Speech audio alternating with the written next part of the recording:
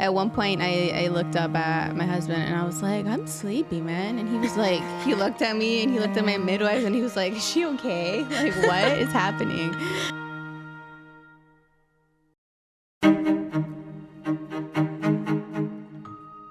Welcome to the Unapparent Podcast, the place that delivers deeply human stories about the unapparent truths of parenting. My name is Katia Lindor, and I am your host. Join us as we debunk myths surrounding parenthood and provide an empathetic, judgment-free space for parents and parents-to-be. We hope you enjoy the show.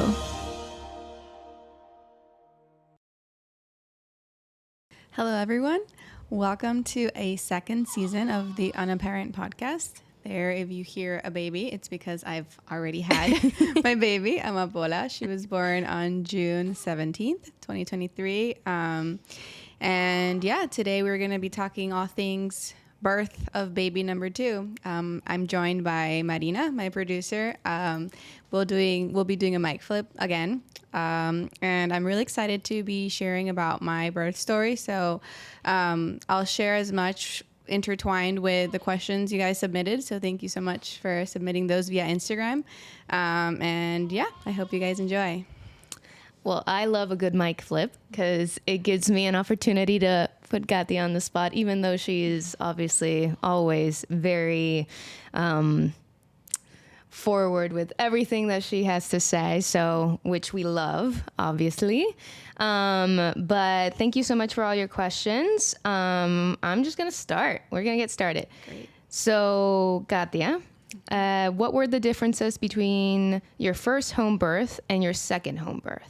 Okay, great place to start because it gets me into how A, home births go, and B, how incredible the mind is. So with Kalina, I've shared a little bit before, I was at risk of preterm labor with her. So from the get-go, the pregnancy was different in terms of there were no health complications of me or the baby either time. We've both been thankfully healthy throughout. It was a cervix issue. It was too short with Kalina, and so I was put on bed rest for approximately 4 months up until I gave birth. So with her, it was a very stressful time. It was COVID. I didn't have family nearby. My mom did have to come at some point because my husband was in season traveling, and I was literally told not to get up, not even to like serve myself food, just to basically go to the bathroom, and that's it. So I needed the support, the help. So yeah, that was stressful, and she did end up coming a little early. She was 3 weeks early, but right at the cutoff to what it's safe to have a home birth. So she was exactly 37 weeks. And so that anticipatory, like, am I going to go into labor like early? Am I going to have to go to the hospital? You know, can I do my home birth? And then it wasn't planned. She just kind of came when she was ready, which was early, but still, you know, safe. It's very much in style with how Kalina. She's very much in a hurry to do things, and she gets FOMO. She's like, I doesn't want to miss out on anything. Yeah. So that's still very much how she is. And with Amapola, I was expecting her to be like there was no risk of preterm labor, so I knew she wasn't going to be early, hopefully, but I didn't think, or I didn't want to wait till 40 weeks. Honestly, I was like, that seems excessive with how big I felt at like 36. I was like, oh man, 40 seems like a lot. And then there's also the issue that she was an in-season baby. So for those of you who know baseball, Kalina wasn't born in the off season, which was great because no matter when I went into labor, my husband was going to be there. Versus in season, who knows if he was going to be in a different city, you know, in the middle of a game, etc. So there was all these concerns. And then I am in New York now. I had Kalina in Florida, so I had my midwives in Florida, and I had the New York midwives as well, who have been great as I've been telling you and people who've asked me, because I've had a lot of people, my friends, asking me like my experience with my midwives. They've all been great, but I really wanted to have my Florida midwife present as like a support system and, you know, kind of my doula type of person here. And so I flew her in for a week. Like I was 38 weeks, and I was hoping that Amapola would just naturally, you know, decide to come. And that was a week when my husband was home. The following week he'd be gone. So then by the time he'd be back, I could have, you know, been well into my 41 weeks, and I just didn't want to, you know, get into that territory. So long story long, I manifested the timing of this birth, and You definitely did. You definitely did. Yeah, it's pretty incredible. I'm still that's probably the part that shocks me the most, that with all of the natural remedies, you know, I took some teas and herbs, and my midwife did a membrane sweep. For those of you who don't know, I don't know how to explain it in scientific, like medical terms. Basically, That's even better. Just say it what it is. What happens is, you know, for those of you who have gone through birth and all of that, they check your cervix to see how dilated you are. So it's basically that, but it's an even like deeper and like sweeping sensation, where basically they're separating the placenta from the cervix, which naturally kind of don't really glue together. But yeah, in 9 months of growing, they sort of seal together, and it's that separation of the two releases hormones, which ultimately can kickstart labor. That was the intent of doing that, right? To see if we could just help my body That's so fascinating. Yeah, it's, I mean, you really don't hear about that many times in like when you're going the traditional route. So bye. Love you. For those of you who wonder what that was husband saying goodbye to wife for the day. Yes, he is going to the stadium. He has a game today, as he does every day. And so, yes, back to my story. That was another thing. Him being home, my midwife from Florida being in town, I was like, damn, I gotta get this going. Like, but to give context, Sunday, my midwives arrived, and then my husband arrived that same day from a road trip. So I had from Monday to Friday, because my midwife was leaving on Friday, and then my husband would leave that Sunday, which was Father's Day. So I was like, I got a week to get this baby out. So I did all the things. My midwife helped out with, you know, bringing the herbs and doing the membrane sweep, and it, you know, sort of got going. For like 3 days, I had some gradual dilation. I had some contractions. So it was like slowly getting started, but I was like, Friday came along. I still hadn't gone into labor. My midwife had a flight that day, and then her airline calls and cancels her flight, and it's just like weather issues or whatever. We booked you on a flight the next day, so Saturday. So I was like, okay, this is not a coincidence. I took it as some like divine intervention. I was like, all right, I got 24 hours or less to like get this baby out. So I put on my headphones on like the yoga ball. I started bouncing. I was listening to HypnoBirthing, doing meditations, all of the things that I could, you know, do to concentrate on getting this labor going. And that's kind of how it happened. My husband came home from his game that night. My contractions were pretty consistent. They were still not intense. Like I could still talk with people. And yeah, he and I kind of just started having conversations, and then they started coming. Wait, so how long was that period, would you say? How long was the labor, as a whole? I would say you don't, I guess until the contractions start getting until it's active labor, you're not sure if you're in labor or not, because you could have contractions for days and days and then not go into labor. So from the time I realized that they were like actually pretty consistent and it was possible, I would say it was like 7 p.m. when I went on like a long walk and my contractions were kind of getting going. He came back, I don't know, like 10-ish. And they were still pretty consistent, and we started talking, and I stopped concentrating on, you know, like the meditations and the hypnobirthing, and they started getting farther apart. And we were like, okay, let me go back to concentrating on this. And then they got closer together again. So wait. So for those of us that don't really understand the concept of hypnobirthing, can you kind of walk us through what you were listening to with the headphones, through that process on the yoga ball, all of that? Yeah. So there's a book on hypnobirthing, HypnoBaby. There's different resources, but I was at this particular time listening.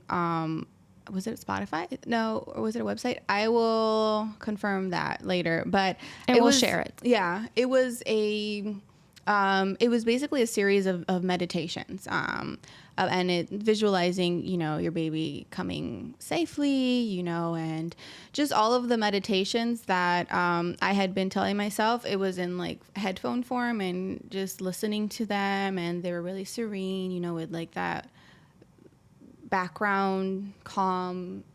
It was like just really music. Soothing and and just telling myself, you know, that I got this and this is happening, and you know, this is basically like, you know, this is what's gonna happen. Like, I was willing it to happen. And so it was pretty incredible how that, like, just being like focused on that, because one thinks your body's going to do what it's going to do regardless, right? And your body is going to do what it's going to do on its own time.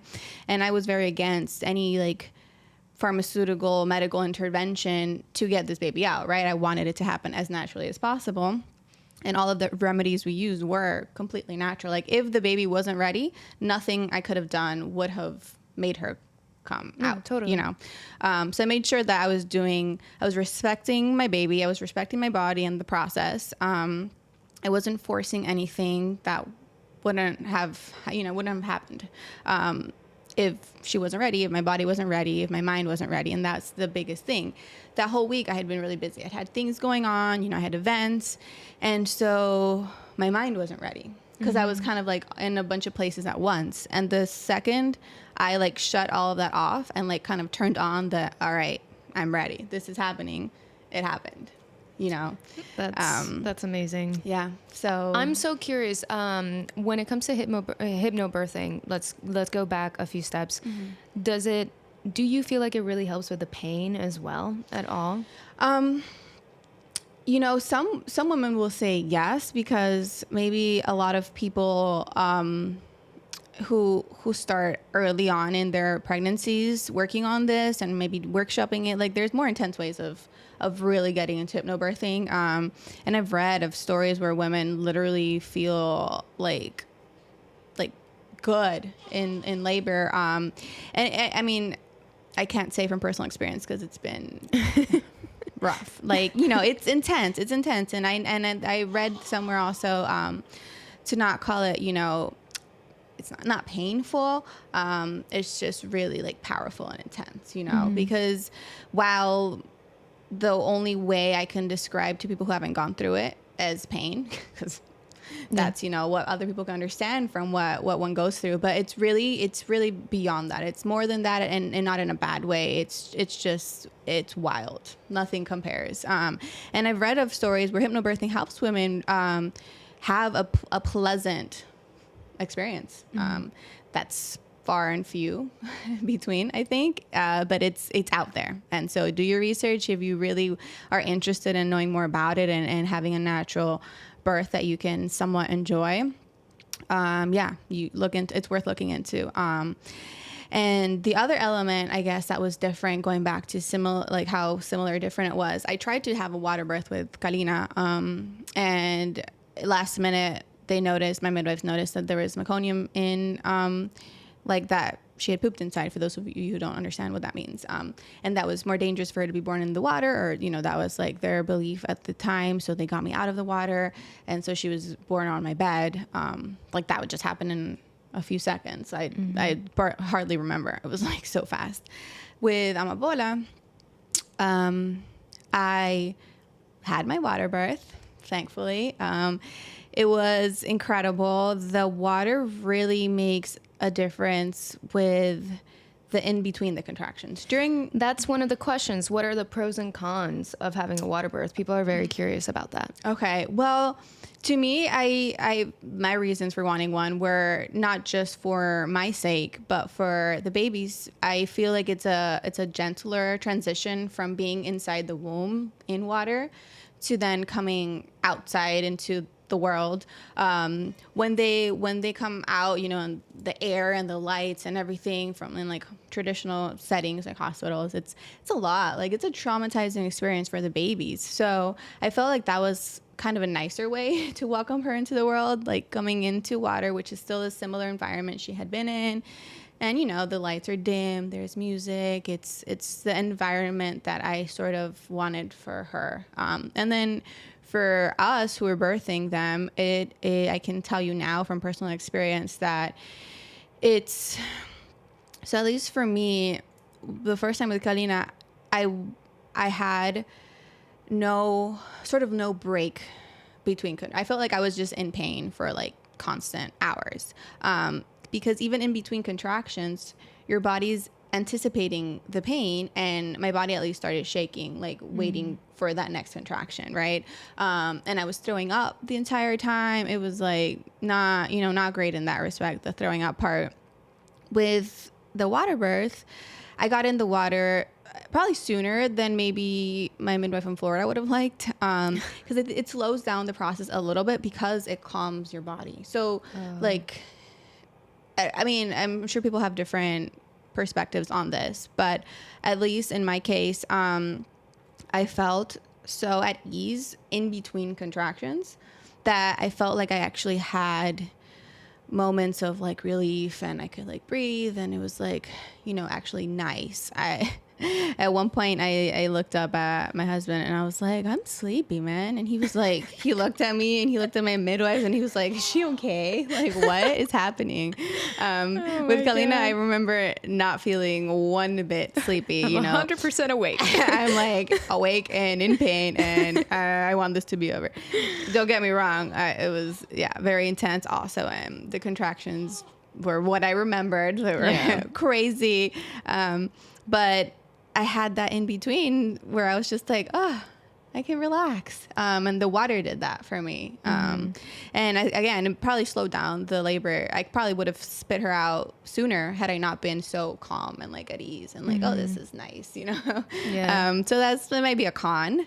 If you're looking for pros and cons of water birth, that's probably the only con I can think of. You want it to be over as fast as possible. It doesn't even sound like a con to me. Yeah. I mean, I think even just to be in that state, that has to be good for the baby. In some sense, obviously you don't want to prolong labor more than you have to, but to a certain extent, that sounds really peaceful. That sounds like a really nice way of the baby, you know, being born. Yeah. You know, people are very curious about point A to point Z, meaning like, did you give birth in the water and then get cleaned up, or what happened with the baby? They want to know like the stages, like how does that happen? When did you get to bed? Basically, that's what people want to know. Okay.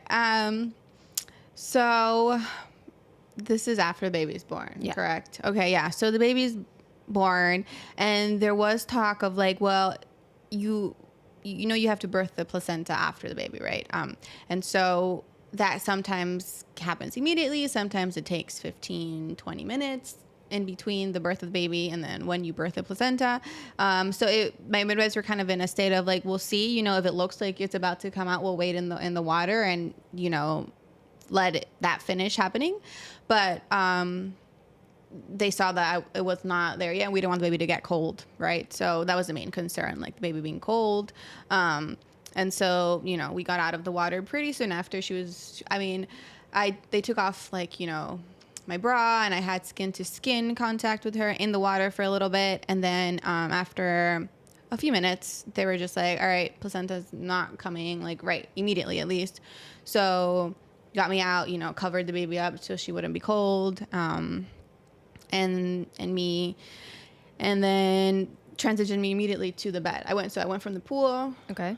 I got dry, baby got wrapped, you know, in a swaddle, and I went to my bed from there. So, and I don't know, in hospitals, they probably take the baby away and clean them. I mean, I don't know. I think I've heard that. But we don't clean the baby. Like, they're clean. Especially she was born in water. So, like, you know, she had the white stuff. I forget what it's called. But it's really not a matter of them being dirty, per se. So, it's, you know, there's no cleaning, really. Like, that just goes away on its own. And then once the umbilical cord falls off, you can, like, bathe them. So yeah, it's pretty straightforward. Not some major. I mean, I birthed the placenta. I'm in the bed. Maybe 10 minutes later. So yeah, then I got stitched up. I had to have a couple stitches. With Kalina, I had to have more. That was excruciating because I didn't have any like anesthesia. This time, I got anesthesia. It was so nice. Honestly, I mean, please. After all of that, the fact that, I mean, I know both stories, so it's like, it's just crazy to me that you had to get more stitches done with Kalina and you just had to feel all that after having just given birth. Like, yeah, warrior status for sure. Well, thanks. I mean, at that point, it's like, sure. What's a little bit more pain? But cool. honestly, the stitches had me a little more scarred than the actual pain of labor because it's not a natural pain, you know, like having stitches, like a needle and it's sewing, feeling that sewing sensation in a part that's very vulnerable and already like in pain it's really, I guess the fact that it's not natural and then the pain of labor, while it's wildly intense, it's a natural pain. Totally. So the mind forgets the pain of labor, but I did not forget the pain of stitches. I was like, do you guys have to? Like, if you don't have to, just leave it. Like, don't take. And then they were like, no, we have anesthesia. And I'm like, oh, in that case, go for it, you know? So knock yourself out. Yeah. Cool. Oh my God. Yeah. So, talking about the amazing team that you had, because it really sounded like you had an amazing team. People are interested in learning, how did you just find your midwives? Did you talk to other mothers in the area? For somebody who's just like getting started in the process, literally, like what did you do? Yeah. So I'll start with my midwives in Florida because that's where everything started, right? I just researched midwives in my area. I had just moved to Florida, so I didn't really know anyone other than my husband and his family. So I didn't have moms in the area that I knew to ask. No, not a lot of people that I know have had home births. So it's like there wasn't a big community for me to kind of seek out. So I just did my research. I contacted a few, and my biggest thing for going the midwife route was having that one-on-one, you know, interaction and just them being available to me during a time that's so precious, important, vulnerable. It's major to have a support in the form of your healthcare system that you feel supported in, and that they're reachable. You don't have to go through 1,000, you know, voice messaging systems or like nurses before you like can get an answer from your actual doctor. That's what turned me off so much. I'm like, I'm going through the most important stage of my life, and I can't call my healthcare provider and be like, hey, this concerns me, you know? Yeah. And you can Google things and they tell you don't do that because it's the worst thing you could possibly do. Like, you'll scare yourself and you're not getting legitimate answers to like your needs, you know? And so I did my research. I found my midwives, and Shannon, she picked up right away. Like, she has 7 kids and she's a midwife. So if anyone knows what that entails, they have crazy busy lives. And she answered my phone call and answered my questions. And I didn't even have an appointment with her. I just kind of called her up and was like, hey, like I'm looking for a midwife. I found you online and I'm interested in setting up a meeting. And she was like, yes, of course. Ask me anything you need. And then if you decide you want to meet with, there's a group of 2, her and Rhonda. If you want to meet with us, we'll set up a place and time.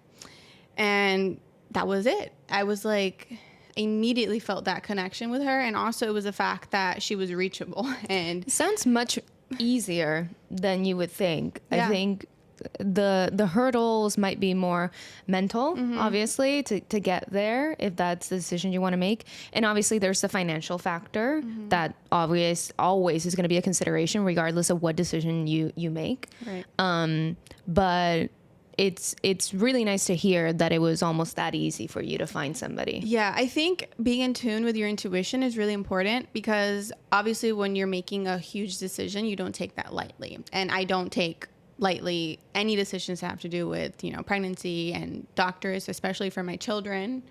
For our own health, we're careful, but with children, we're 10 times more like, no, they have to be, the right fit. And so I really just listened to my intuition. It was telling me, these are the people. But obviously we had a meeting before I made that final decision. I met them in person. I had my husband come with me. Well, they came to our house. It was COVID. That's their service anyway. They come to you. All the appointments are at your house. The sonograms are at your house. They do have an office, and you could do that as well. But in my case, they were coming to me. So they came to our house. We met them. My husband was able to ask him all the questions he had. Both were able to meet them and got good, impressions, good vibes, It's that, as I say, that intuition of feeling out, is this the right fit for me?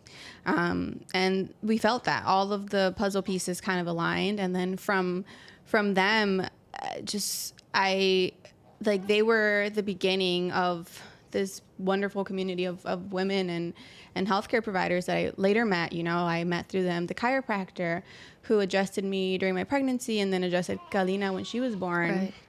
And then I met the pediatrician who's amazing and does house calls. And she was the first the first year of Kalina's life, she was coming to our house to do the appointments. And then I met my therapist through them.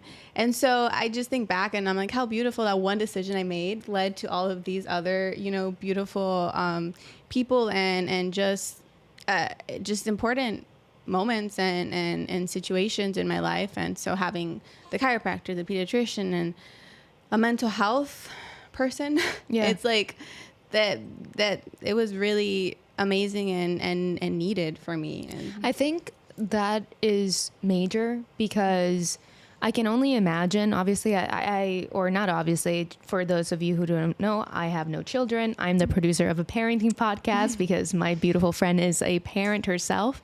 But I have no children at the moment, but I can only imagine that having the right team around you and the right people make it so that the chances of you having a second one and feeling prepared to have a second child are just better if you choose to do that.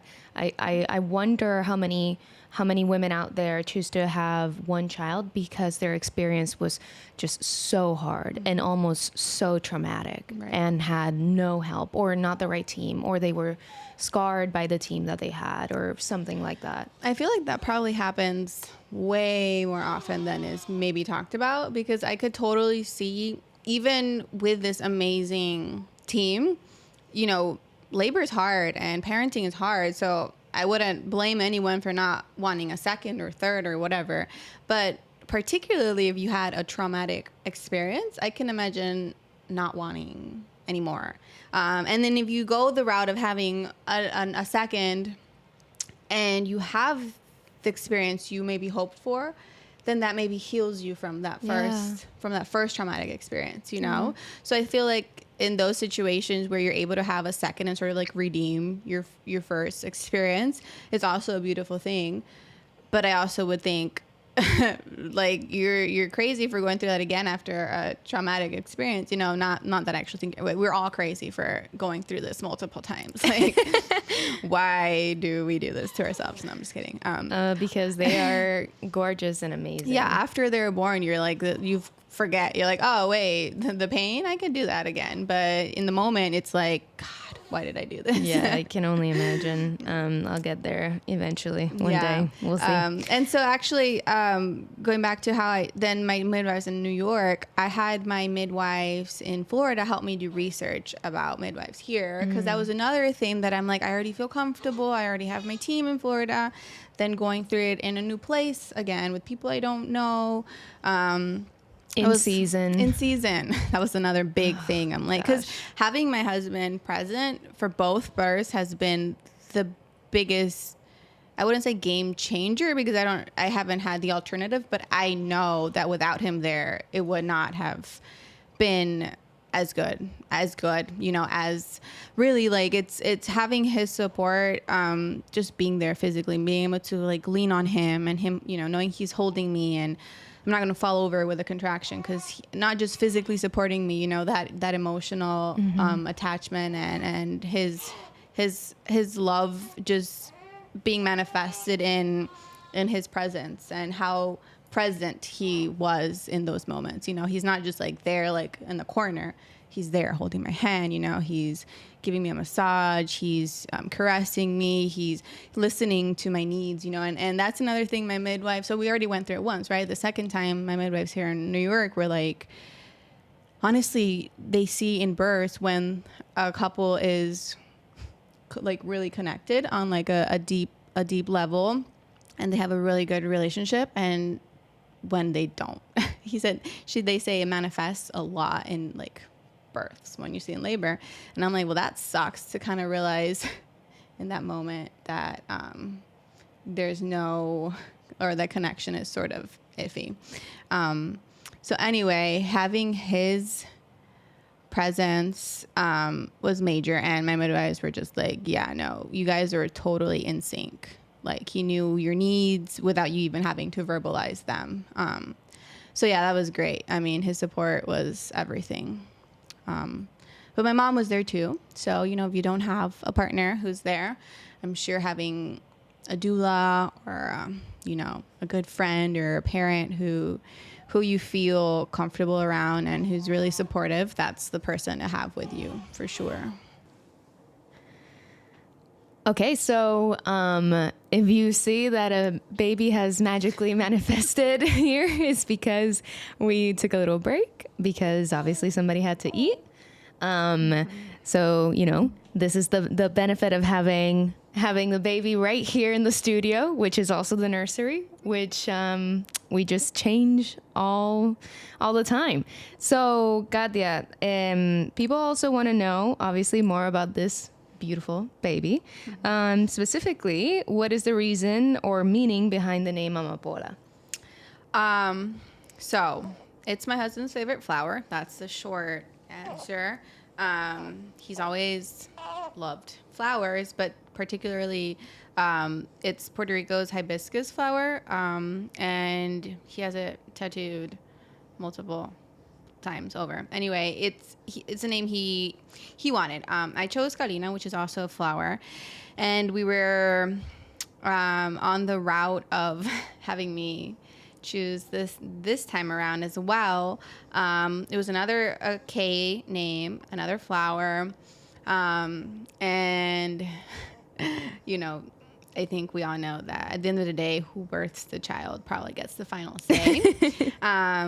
And so that's kind of, he was in that moment towards the end of my pregnancy where he was kind of like, it's probably going to be whatever, you know, she picks. But I hadn't finalized whether, you know, I was like, no, I want it to be a mutual decision. And he was like, well, we're mutually deciding that whatever you pick at the end of the day is going to be what it is.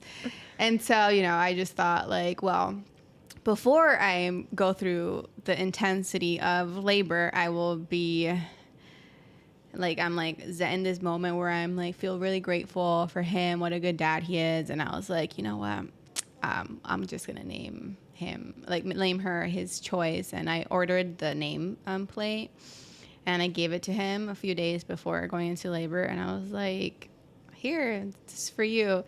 And he got so excited that I had picked his name. So, yeah. Yeah, that's awesome. Mm-hmm. I mean, it's a beautiful name. And I love that there is a flower trend because, yeah, that's gorgeous. So people were very interested in the name, and they were also very interested in whether or not you knew the gender beforehand. I did. We discussed not finding out even from the first time. But I was like, no, it's my first time. I want to know what it is. And then the second time around, I was like, I want to know. I kind of couldn't wait, you know. Who knows? If we go for a third, I may or may not just be like, nah. Because, you know, if it's another girl, it's like, okay, but we can be surprised in the moment. Yeah, I mean, at the end of the day, healthy. Yeah, that's all we want. So we did know the gender. I think we were fine not knowing, but I kind of was just like, yeah, that's fine. I found out, and then I asked him if he wanted to know, and he was like, well, if you know, I want to know. Like, I don't want it to be a secret. Like, if we both didn't know, you know. So yeah, we found out, but we didn't want to like disclose it publicly. We were telling people who asked us, you know, like, yeah, it's a girl, whatever. But I was kind of like on this boat of like everyone's expecting a boy, and like everyone wants a boy because, you know, he's an athlete, and they want obviously the little Lindor Jr. And part of me is like, yeah, we had a boy, great, I'd love him, and it'd be awesome. I'm not necessarily wanting a boy over a girl. Like, I'm happy with whatever, as long as, you know, he or she's healthy.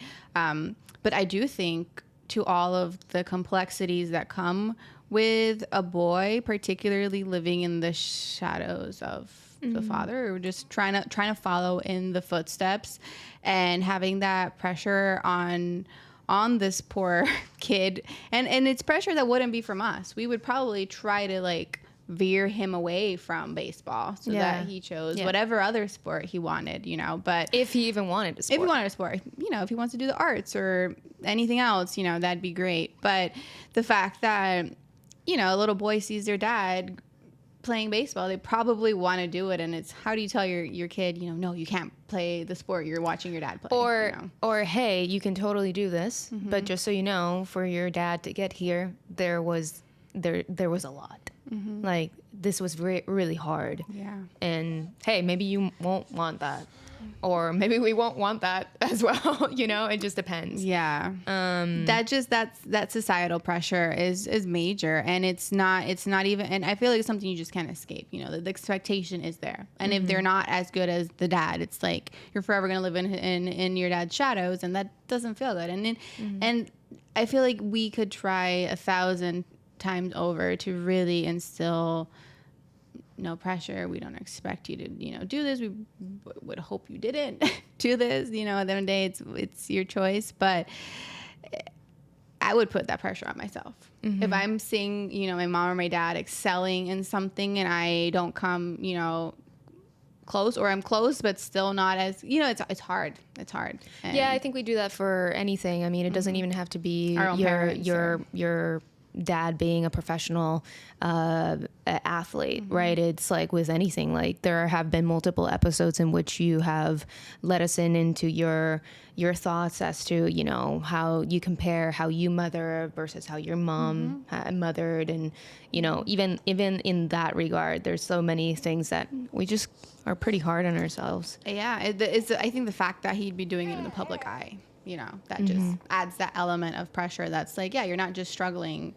silently in private. You're probably, you know, it's going to be like in the public eye, which, I mean, there's ways to go around that. Anyway, that's just very, very, you know, preemptively being anxious for the boy that may or may not be in our lives. But. Actually, if people go back to the other episode that we did together, which was another mic flip, there was a little whoops moment where I think you said she. Yeah, you said she. I can't remember now if I cut it. I think I didn't. I think you did.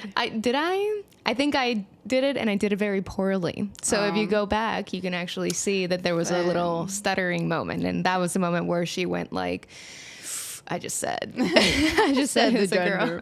Well, for those of you who are active listeners, you caught it, and if not, then shame on you. That's all right. That's fine. Now you know. So people really want to know how your healing process has been. So physically, it's been a little, I wouldn't say easier. I think I just knew what to expect with my postpartum healing process. Again, I didn't get as many stitches, so it was a little less uncomfortable in that regard. But I also don't remember for how long I was cramping the first time and how much I bled, for how long I bled. I don't remember, so I'm not like comparing it accurately in that respect. So I would say it's been normal, I think. I did have moments where I felt like I was, my bleeding had subsided. I'm almost a month postpartum at this particular instant in time. And so a couple weeks ago, my bleeding had sort of died down, and then it picked up again, which if you're told that's normal, that could happen, especially if you pick up sort of activity, then it's like, you have a wound the size of the placenta, essentially. That's how they tell you to visualize it. And that has to heal fully before you can resume, like working out and more active things. And sometimes if you pick up the pace, if you had been like on bed rest, just kind of letting your body heal, and then you start walking or doing things, you can sort of open up the scab a little bit and bleed. So that can happen, and it's happened to me already where I'm like, oh, I'm not bleeding anymore, or I'm just very lightly bleeding, and then suddenly I get like huge gushes of blood, and I'm like, oh, psych. So it's being patient, because I felt great. I'm like, oh, I could do all these things, but you have to remember your body really is still healing from a major, thing. Like giving life is not anything small. And even if you feel good, your body still needs some time to recover, and it's a really beautiful thing to spend those first few weeks just cuddling with your baby as much as you can and taking it easy. And I have to remind myself of that. Yeah, I mean, I guess it has to be hard because the first time around with Kalina, you were on bed rest for so long, and then afterwards it was also pretty hard postpartum for you, right? Yeah, it was, but it was mentally really hard, dealing with the physical, the emotional, all of the changes. And mind you, it's still COVID, so there was really no place for me to be. But this one's the opposite. I had so much going on. The entire pregnancy, and then like I gave birth, and 5 days later I was like at a concert. And then I, went to all the home games. I haven't missed a home game other than the two of like the day I gave birth, and the day after was Father's Day. So I think one of the last things people really wanted to know was, how has life changed from being a family of 3 to now a family of 4? It's been an adjustment. So, it's not that anything, like I haven't traveled yet with the 2 kids. Oh my God, don't even think about it right now. No, that's I think about it because I'm like, I think then the areas where it'll feel the hardest will be in moments, like that, where I'm not doing that every day, but like I got used to already, okay, now I can travel with a toddler. I got that down, even though some days are just horrible. Because you can't control if your kid is having a good day or not. Like you can barely control if you have a good day or not. Yeah. So now thinking about 2, with a baby and a toddler, it's just a lot. So my family had been here till just a few days ago, and I felt like I wasn't really getting the full experience because I had such help from my mom, particularly taking over with the toddler. That's major, having someone just to be there to give them time and attention and love and playing with them. And that takes a little of the burden off of me of having to juggle both at the same time while I'm barely recovering from, giving birth. So I will probably have more episodes on how how it's going. Like when I'm deeper into it, I feel like I'm barely just now experiencing life as a family of 4 because my family just left, and I'm sad about it, but I'm also like, all right, this had to happen at some point. I couldn't kidnap them forever. So yeah, I will, even if you want to. TBD on how it's going. It's so far it's going okay. I know it's an adjustment for sure, but I think I have to remind myself, just as I figured out how to be a parent of 1, I will figure out how to be a parent of 2. So day by day, if I think about the big picture, it gets overwhelming and I'm like, oh my God, how am I going to do this and this and that? But if you just think about it day by day, moment by moment, I think that's how you avoid getting overwhelmed. I am making my own mental note as I say this. Well, on behalf of our audience, congratulations. Thank you. Amapola is beautiful. You have a beautiful family. I'm sure everybody is super happy that everything went well. And this was a little bit of Amapola's birth story. But Katia, do you have any parting nuggets of wisdom or anything else you want to say to people, or any questions that people didn't ask that you were like, I really wanted to talk about this a little bit? I feel like I talked without questions. Like, I just gave my story because I was really excited to do that. You know why? Because people literally asked everything.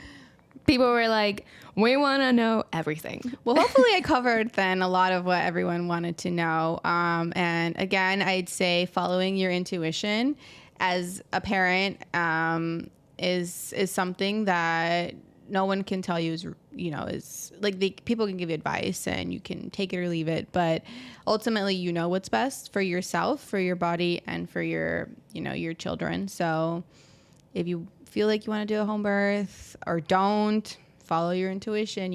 There's no right or wrong. It's what's right for you. And yeah, thank you for all of your questions. I was really excited to share my birth story. I think realizing how powerful the mind really is, you're told this. I've heard it my whole life from my mom. Your mind is very powerful, but really being able to manifest like the moment of my birth was, to this day, it's I think the most incredible thing about my birthing experience. So yeah, you definitely willed it. I did. You definitely willed it, and I'm very happy that you did. You got everything that you wanted. I'm really happy about that. Thank you. All right. Well, until next time, everyone. Thank you so much. The hola. Hola. The Es Kalina. Kalina. Habla. Dale, habla. Yo hablo. Sí. Hola, es mamá. ¿Y esa quién es? Hola, Amapola. Ah. ¿Cómo estás? Amapola. ¿Bien? Dobeto, babuy, wada, This is a bob. Hey, sing it. We will rock you. Rock you. Como tú dices, let's go Mets. Okay.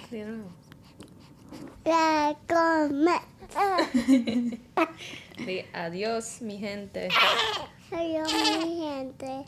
Gracias, and thank you for listening to this episode of the Unapparent podcast. If you enjoyed this episode, be sure to subscribe as we release a new episode at least every month with an exciting new guest. Be sure to also follow us on Instagram for all the unapparent content you never knew you needed.